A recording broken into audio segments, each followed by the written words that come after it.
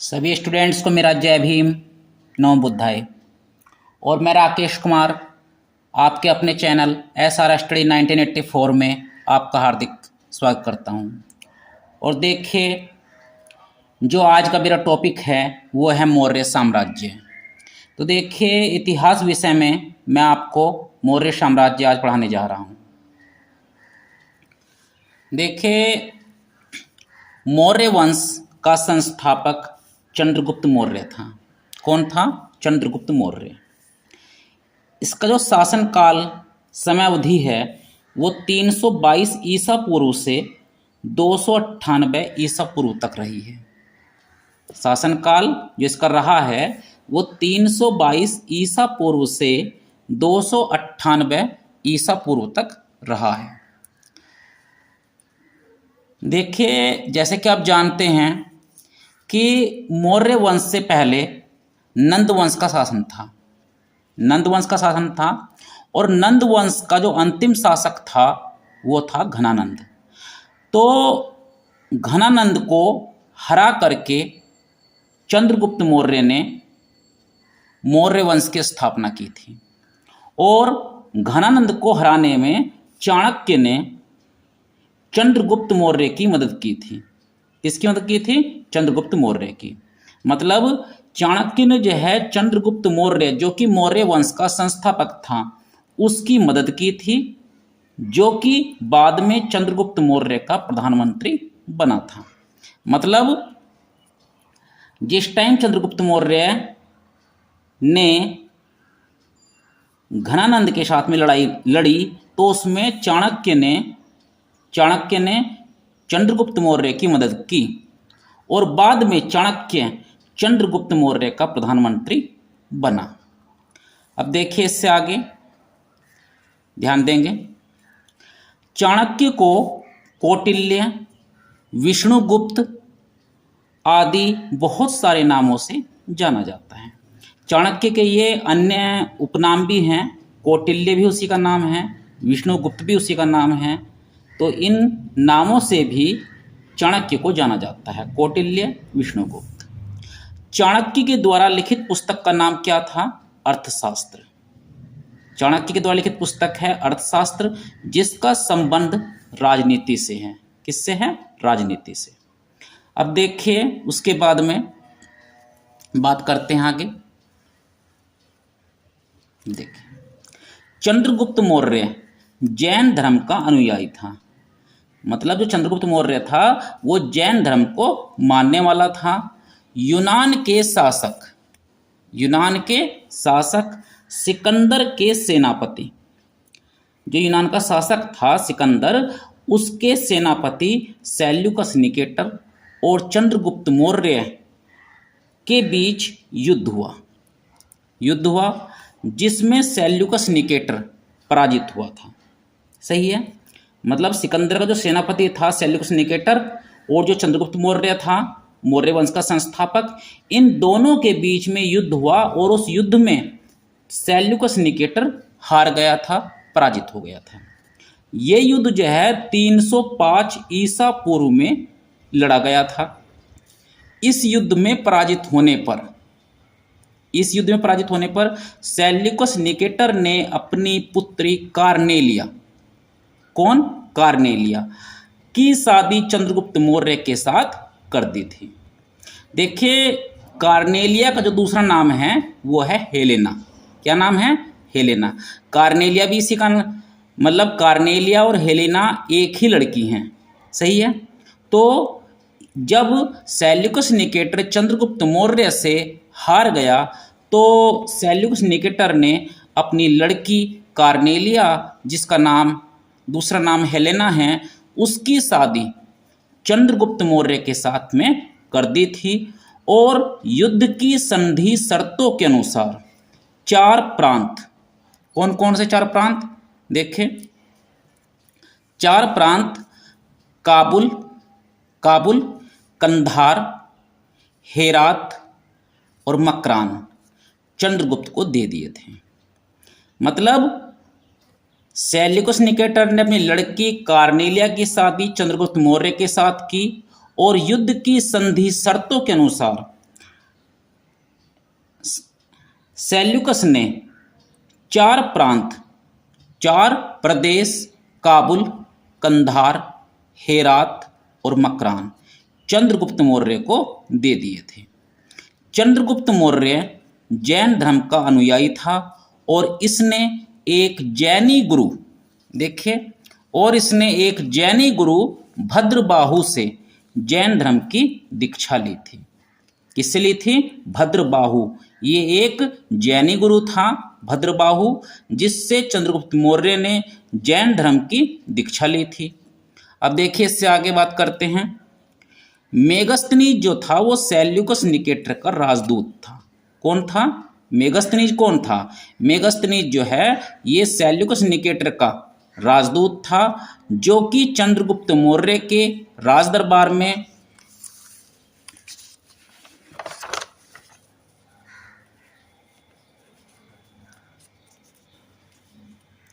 रहता था। देखिए, जो मेगस्थनीज था वो सेल्यूकस निकेटर का एक राजदूत था, ठीक है, उसके राज्य का एक दूत था, जो कि जिसे कि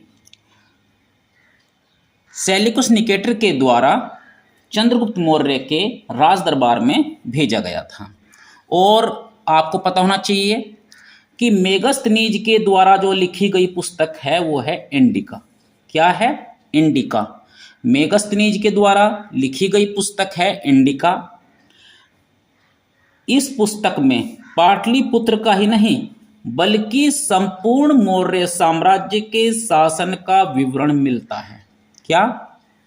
इसमें मौर्य साम्राज्य की जो शासन व्यवस्था थी, सही है, जो शासन व्यवस्था थी उसका संपूर्ण विवरण इंडिका में मिलता है। अब देखिए, अगला पॉइंट देख लेते हैं।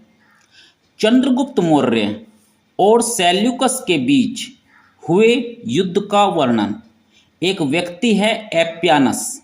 क्या है? एप्यानस। उसने किया है। मतलब चंद्रगुप्त मौर्य के और सेल्यूकस निकेटर के बीच में जो युद्ध हुआ है उस सारे युद्ध का वर्णन एक व्यक्ति एप्यानस ने किया है। चंद्रगुप्त मौर्य ने सेल्यूकस को 500 हाथी भी उपहार में दिए थे।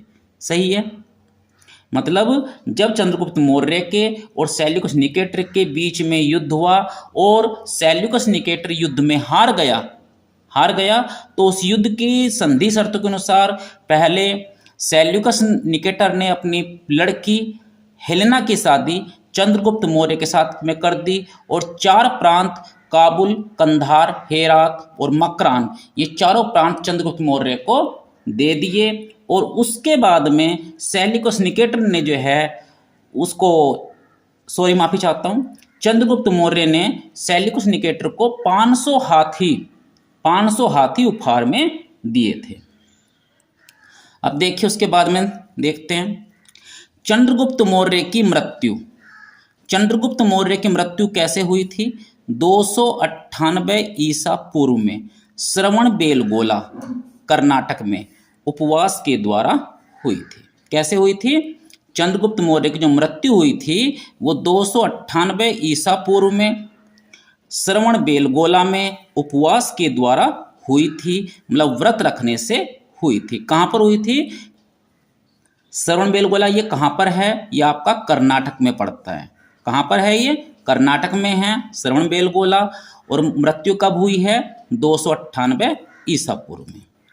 अब देखिए, उसके बाद में चंद्रगुप्त मौर्य का पुत्र आता है बिंदुसार।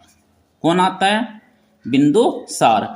चंद्रगुप्त मौर्य की मृत्यु के बाद में गद्दी पर बैठता है बिंदुसार, जिसका शासनकाल 298 ईसा पूर्व से 273 ईसा पूर्व तक रहा है। कब तक रहा है? 273 ईसा पूर्व तक। अब देखिए, इसके बारे में जान लेते हैं जरा थोड़ा। बिंदुसार कौन था? बिंदुसार जो है वो चंद्रगुप्त मौर्य का पुत्र था। कौन था? बिंदुसार जो है मौर्य वंश के संस्थापक चंद्रगुप्त मौर्य का पुत्र था। यूनानी लोग बिंदुसार को ऐमित्र घात के नाम से जानते थे। और ऐमित्र घात का जो अर्थ है वो क्या है? शत्रु विनाशक। क्या है? शत्रु विनाशक। अमित्र घात का अर्थ है शत्रु विनाशक। बिंदुसार जो है वो आजीवक संप्रदाय का अनुयायी था। देखिए ये एक संप्रदाय था, आजीवक संप्रदाय। तो बिंदुसार जो है आजीवक संप्रदाय को मानने वाला था, उसका अनुयायी था। समझ गए? अब देखिए उसके बाद में बात करते हैं। जैन ग्रंथों में बिंदुसार को सिंहसेन और वायु पुराण में भद्रसार कहा गया है। देखिए ये जो आपके जैन ग्रंथ है, जैन ग्रंथ जो है उनमें बिंदुसार का जो वर्णन है वो सिंहसेन के रूप में हुआ है, सिंहसेन के नाम से हुआ है। बिंदुसार को वहाँ पर सिंहसेन बोला गया है और वायु पुराण में बिंदुसार को भद्रसार कहा गया है। आगे देखिए, सीरिया के शासक एंटियोकस प्रथम ने, सीरिया के शासक एंटियोकस प्रथम ने डाइमेकस नाम के एक व्यक्ति को बिंदुसार के राजदरबार में राजदूत के रूप में भेजा था। देखिए यह बात, ये जो प्रश्न है कई बार परीक्षाओं में पूछा गया है और यह प्रश्न बहुत ही ध्यान रखने वाला है। सीरिया के शासक एंटियोकस प्रथम ने डाइमेकस नाम का एक व्यक्ति था, डाइमेकस, उसको बिंदुसार के राजदरबार में राजदूत के रूप में भेजा था। किसके रूप में भेजा था? राजदूत के दरबार में। किसको भेजा था? डाइमेकस को। ठीक है।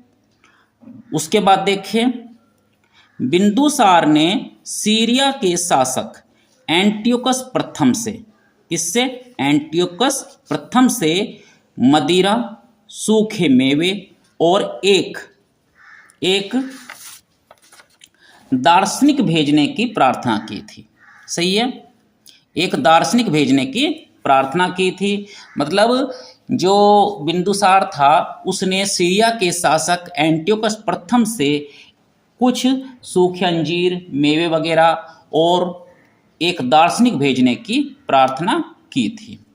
देखिए कुछ बातें इसमें रह गई थी जो मैं अब आपको बता रहा हूँ।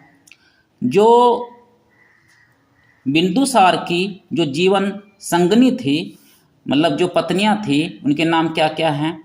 चारुमित्रा और सुभद्रांगी। क्या था? चारुमित्रा और सुभद्रांगी। ये बिंदुसार की पत्नियां थी, चारुमित्रा और सुभद्रांगी। और इनकी संतान थी सुसीम, अशोक, तिस्य, सुभद्रांगी। देखिए माफी चाहता हूँ आपसे, प्लीज। देखिए गलती इंसान से होती है, ये मुझसे भी थोड़ी गलती यहाँ पर गलत लिखा गया है। तो देखिए इनकी जो संतान थी वो सुसीम, अशोक और तिस्य, ये तीनों इनकी संतान थी सुभद्रांगी की, सुभद्रांगी और बिंदुसार की। अब देखिए उसके बाद में जो गद्दी पर जो बैठता है वो बैठता है अशोक। कौन बैठता है? अशोक, सम्राट अशोक इसको कहा जाता है, जिसका शासनकाल 269 ईसा पूर्व से 185 ईसा पूर्व तक रहा है।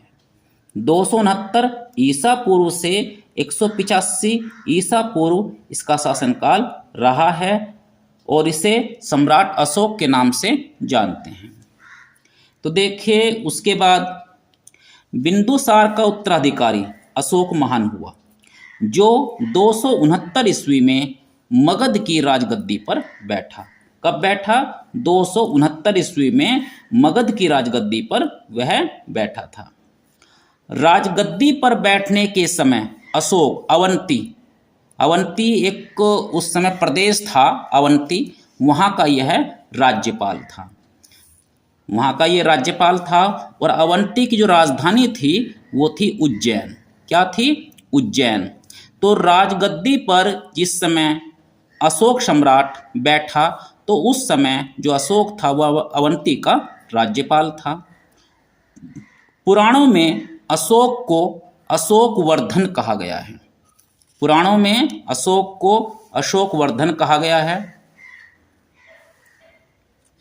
देखें पुराणों में अशोक को अशोक वर्धन के नाम से उसका वर्णन किया गया है।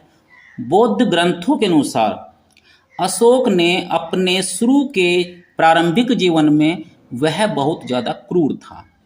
ठीक है, बौद्ध ग्रंथ ये बोलते हैं, बौद्ध ग्रंथ ये कहते हैं कि अशोक जो है अपने शुरू के जो उसका जीवन था उसमें वह बहुत ज़्यादा क्रूर था। सही है, और वह अपने 99 भाइयों की हत्या करके राजगद्दी पर बैठा था। मतलब उसने अपने 99 भाइयों की हत्या की थी और तब जा करके वो राजगद्दी पर बैठा था। अशोक ने अपने राज्याभिषेक के 8वें वर्ष लगभग 261 ईसा पूर्व में कलिंग पर आक्रमण किया था। देखिए, अशोक जब गद्दी पर बैठा, अशोक जब गद्दी पर बैठा तो गद्दी पर बैठने के करीब 7-8 साल बाद, मतलब 261 ईसा पूर्व में उसने कलिंग पर आक्रमण किया था। उस समय कलिंग जो है, जैसे कि आपका उड़ीसा प्रदेश है, उसको जाना जाता है। तो कलिंग जो था वो पहले मतलब अब आज के समय में उड़ीसा के नाम से जाना जाता है। तो अशोक ने अपने राज्याभिषेक के 8 साल बाद लगभग 261 ईसा पूर्व में कलिंग पर आक्रमण किया था और वहाँ की जो राजधानी थी तोसली उस पर अपना अधिकार कर लिया था। मिस्र के राजा टॉलमी फिलेडेल्फस, मिस्र का राजा कौन? टालमी फिलेडेल्फस, जिसको हम टालमी सेकंड के नाम से भी जानते हैं, टॉलमी फिलेडेल्फस, उसने पाटलिपुत्र में डियानीसियस नाम का एक राजदूत भेजा था। देखिए, अशोक के दरबार में राजदूत कौन आया है? कौन आया है? डियानीसियस। कौन आया है? डियानीसियस। और ये किसने भेजा था? ये भेजा था टॉलमी फिलेडेल्फस ने। सही है। अशोक की माँ का नाम क्या था? अशोक की माँ का नाम था सुभद्रांगी। कौन था?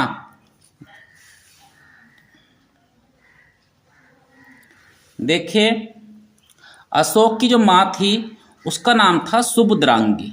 कौन था? सुभद्रांगी अशोक की माता का नाम था।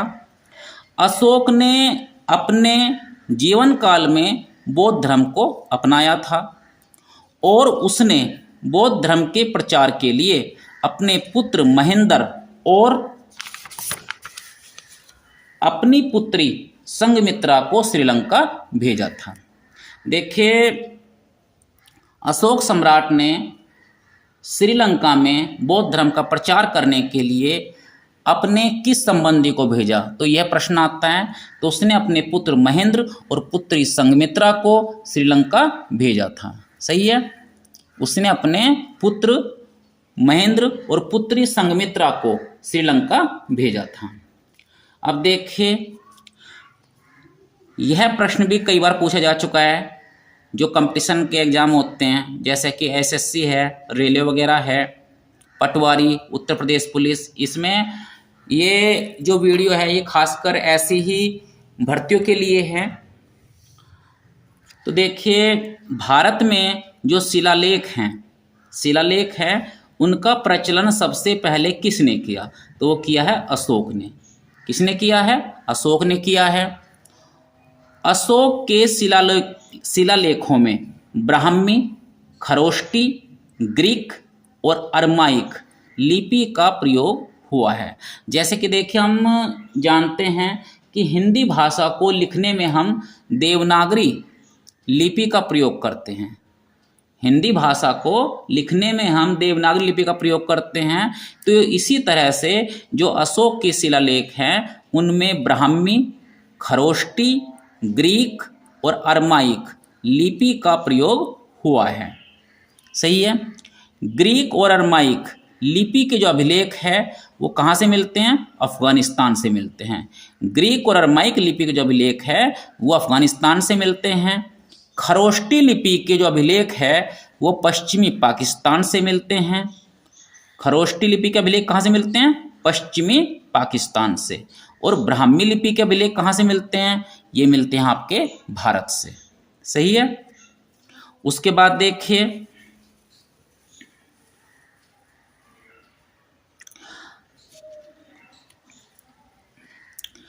अशोक के शिलालेखों की खोज सबसे पहले किसने की? देखिए, अशोक के शिलालेखों की खोज सन 1750 ईस्वी में पाद्रे टी पैंथेलर ने की थी। किसने की थी? पाद्रे टी पैंथेलर ने इनकी खोज की थी। और कब की है? 1750 ईस्वी में। और इनकी संख्या है कितनी? 14 है। देखिए, अशोक की जो शिलालेख है उनकी संख्या पूरी 14 बताई गई है। यह बात बहुत अच्छी तरह से ध्यान रखने की है कि अशोक के शिलालेखों की संख्या कितनी है? 14 है। और इनकी खोज कब हुई है? 1750। और किसने की? पाद्रे टी पैंथेलर ने की है। अशोक के अभिलेख पढ़ने में सबसे पहली सफलता किस व्यक्ति को हुई? तो वो हुई है जेम्स प्रिंसेप को। किसको हुई है? जेम्स प्रिंसेप को हुई है। अब देखिए, उसके बाद हम अशोक के कुछ शिलालेख हैं और उनमें वर्णित विषय है, और मतलब उन शिलालेखों में किन किन चीज़ों के बारे में बताया गया है उसको हम देख लेते हैं।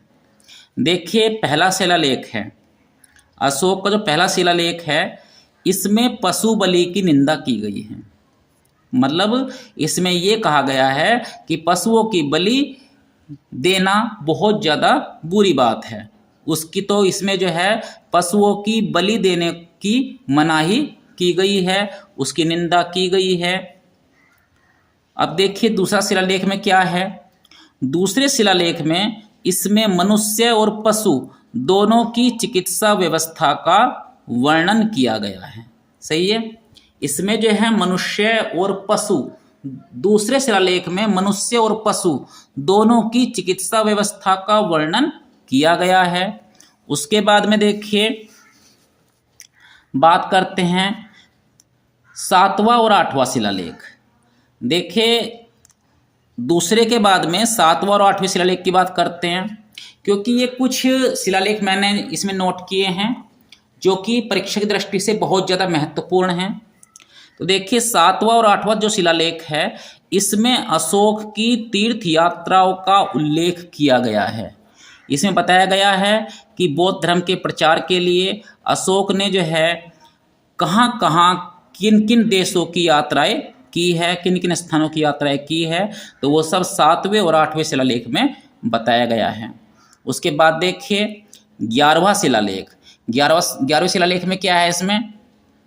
इसमें आपका इसमें धम्म की व्याख्या की गई है। किसकी व्याख्या की गई है? धम्म की व्याख्या की गई है। 11वें शिलालेख में धम्म की व्याख्या है। 13वां शिलालेख, इसमें कलिंग युद्ध का वर्णन और अशोक के हृदय परिवर्तन की बात कही गई है। मतलब इसमें बताया गया है कि कलिंग युद्ध किस तरीके से हुआ, उसमें कितने व्यक्ति मारे गए, उस सारे युद्ध का वर्णन जो है 13वें शिलालेख में है। और अशोक के हृदय परिवर्तन की बात भी 13वें शिलालेख में की गई है। अब देखिए, उसके बाद में हम आगे बढ़ते हैं 14वें शिलालेख की तरफ। देखिए, 14वें शिलालेख में क्या बताया गया है? ध्यान देंगे। 14वें शिलालेख में इसमें क्या बताया गया है? अशोक ने जनता को धार्मिक जीवन जीने के लिए प्रेरित किया है। 14वें शिलालेख में अशोक ने जनता को धार्मिक जीवन जीने के लिए प्रेरित किया है, उनको प्रोत्साहन दिया है। अब देखिए, शिलालेख, ये जो शिलालेख है ये 8 भिन्न भिन्न स्थलों से प्राप्त किए गए हैं। सही है। शिलालेख जो है, ये जो 14 शिलालेख हैं, ये 8 अलग अलग स्थानों से प्राप्त किए गए हैं। और इन स्थानों के नाम ये कहाँ कहाँ मिले हैं शिलालेख, तो उनको देख लेते हैं। शाहबाजगढ़ी। शाहबाजगढ़ी कहाँ पर है? ये आपका ज़िला पेशावर, पाकिस्तान में है। सही है। शाहबाजगढ़ी ज़िला पेशावर, पाकिस्तान। मानसेहरा। मानसेहरा कहाँ पर है? ये आपका हजारा ज़िला, पाकिस्तान। मानसेहरा कहाँ पर है? ये हजारा ज़िला, पाकिस्तान। कालसी। कालसी ये कहाँ पर है? ये आपका देहरादून में है। कालसी जो ये जगह है जहाँ पर यह शिलालेख मिला है, तो ये कहाँ पर है? देहरादून में है। एक जगह है गिरनार। गिरनार से भी शिलालेख मिला है। और ये जगह कहाँ पर है? ये है आपकी गुजरात में। कहाँ पर है? गुजरात। आगे देखिए, धौली, ये धौली है। धौली ये कहाँ पर है? ये है आपकी उड़ीसा। कहाँ पर है ये? उड़ीसा। जोगढ़, जोगढ़ कहाँ पर है ये भी आपका उड़ीसा में ही है। जोगढ़ उड़ीसा में है ये। ऐरागुड़ी, ऐरागुड़ी कहाँ पर है ये आपका है आंध्र प्रदेश में। कहाँ पर है ये? आंध्र प्रदेश। और सोपारा, सोपारा कहाँ पर है ये आपका है महाराष्ट्र में। सोपारा कहाँ है? ये महाराष्ट्र में है। अब देखिए उसके बाद जो बात करते हैं स्तंभ लेखों की, जो अशोक के स्तंभ लेख हैं उनकी बात करते हैं। अशोक के स्तंभ लेखों की संख्या कितनी थी? 7, जो केवल ब्राह्मी लिपि में लिखी गई है। अशोक के जितने भी स्तंभ लेख है उनकी जो लिपि है वो ब्राह्मी लिपि है और ये 6 अलग अलग स्थानों से प्राप्त हुए हैं। देखिए कौन कौन से स्थानों से प्राप्त हुए हैं, ध्यान देंगे, देखेंगे इसको जरा। नंबर 1 प्रयाग स्तंभ लेख। कहाँ? प्रयाग स्तंभ लेख। इस स्तंभ लेख को अकबर ने कौशाम्बी से इलाहाबाद के किले में स्थापित कराया था। देखिए प्रयाग स्तंभ लेख, बात समझिए, प्रयाग स्तंभ लेख ये जो है, इस स्तंभ लेख को अकबर ने कौशाम्बी से इलाहाबाद के किले में स्थापित कराया था। दिल्ली टोपरा, दिल्ली टोपरा, देखिए इसे फिरोज शाह तुगलक के द्वारा, देखिए यहाँ पर ये छूट गया है,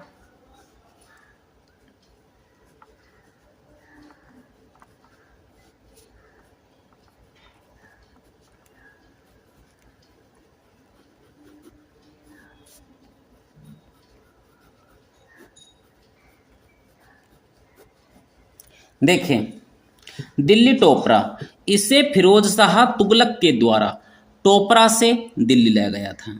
सही है।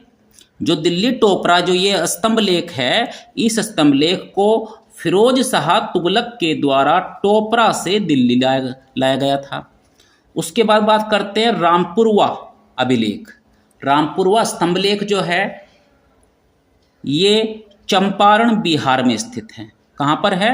चंपारण बिहार में स्थित है और इसकी खोज 1872 ईस्वी में कार्लायल नाम के एक अंग्रेज ने की थी। कहाँ पर है ये? रामपुरवा, ये आपका चंपारण बिहार में है और इसकी खोज कब हुई है? इसकी खोज 1872 में कार्लायल ने की थी। लोरिया अरेराज, लोरिया अरेराज ये भी आपका चंपारण बिहार में स्थित है। और उसके बाद बात करते हैं लोरिया नंदनगढ़। यह स्तंभ लेख जो है चंपारण बिहार में स्थित है और इस पर मोर का चित्र बना हुआ है। लोरिया नंदनगढ़, ध्यान देने वाली बात है, लोरिया नंदनगढ़ जो ये स्तंभ लेख है, इस स्तंभ लेख पर मोर का चित्र बना हुआ है और ये चंपारण में बिहार राज्य में स्थित है। इसके बाद हम बात करते हैं लघु स्तंभ लेख। देखिए लघु स्तंभ लेख के बाद बारे में बात करते हैं। इसमें कुछ जो है जो लघु स्तंभ लेख भी प्राप्त हुए हैं। तो देखिए अशोक की राजकीय घोषणाएं, अशोक की राजकीय घोषणाएं जिन स्तंभ लेखों पर उत्कीर्ण हैं उन्हें साधारण तौर पर लघु स्तंभ लेख कहा जाता है। जो अशोक की जो राजकीय घोषणाएं थी उसने जिन स्तंभों पर उन राजकीय घोषणाओं को खुदवाया, लिखवाया, तो उन स्तंभ लेखों को जो है लघु स्तंभ लेख की संज्ञा दी गई है और ये निम्न स्थानों से मिलते हैं। कहाँ कहाँ से मिले हैं स्तंभ लेख? देखिए नंबर 1 सांची। कहाँ से है? सांची, जिला रायसेन, मध्य प्रदेश। सांची कहाँ पर है? जिला रायसेन, मध्य प्रदेश में। सारनाथ, सारनाथ वाराणसी, उत्तर प्रदेश। कौशाम्बी इलाहाबाद के पास में। कौशाम्बी कहाँ है? ये आपका इलाहाबाद के पास में है। रुम्नी देई, रुम्नी देई जो ये है ये नेपाल के तराई क्षेत्र में है। रुम्निदेई नेपाल के तराई क्षेत्र में है। निगलीवा, निगलीवा कहाँ पर है ये भी नेपाल के तराई क्षेत्र में है। तो देखिए ये जो लघु स्तंभलेख है ये भी परीक्षाओं में कई बार पूछे गए हैं। पूछा गया है कि सांची स्तंभलेख कहाँ पर है, तो ये कहाँ पर है, मध्य प्रदेश के जिला रायसेन में सांची स्तंभलेख है। सारनाथ कहाँ पर है, उत्तर प्रदेश के वाराणसी में है। कौशाम्बी कहाँ पर है, ये इलाहाबाद के पास में पड़ती है। रुम्निदेई जो स्थान है ये कहाँ है, ये नेपाल के तराई क्षेत्र में है। निगलीवा कहाँ पर है, ये भी आपका नेपाल के तराई क्षेत्र में है। अब देखिए उसके बाद आगे चलते हैं। कौशाम्बी के स्तंभों में अशोक की रानी जो कारुवाकी थी, अशोक की जो रानी थी कारुवाकी, उसके द्वारा दान दिए जाने का उल्लेख मिलता है। मतलब कौशाम्बी स्तंभलेख जो है उसमें बताया गया है कि जो अशोक की रानी थी कारुवाकी वह बहुत दानशील थी और उसके द्वारा इस अभिलेख में दान दिए जाने का उल्लेख मिलता है, तो इसीलिए इसे रानी का अभिलेख भी कहते हैं। देखिए परीक्षाओं में यह भी प्रश्न कई बार पूछा जाता है कि किस अभिलेख को रानी का अभिलेख कहते हैं, किस अभिलेख को रानी का अभिलेख कहते हैं। तो देखिए कौशाम्बी का जो स्तंभ लेख है उसको हम रानी का अभिलेख भी कहते हैं। अशोक के द्वारा किए गए कलिंग युद्ध में करीब 1 लाख लोग मारे गए थे और करीब 1.5 लाख लोग बंदी बनाए गए थे।